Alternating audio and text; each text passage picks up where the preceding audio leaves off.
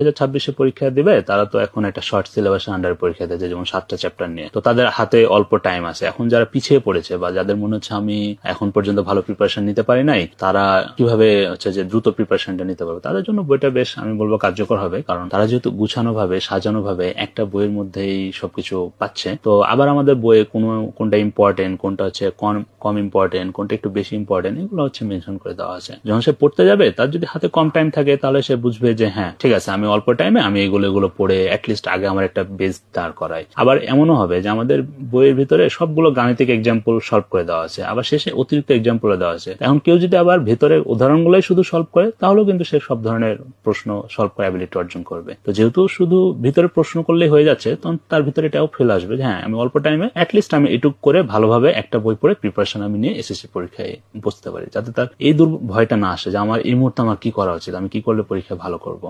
এভাবে বইটা তাকে হেল্প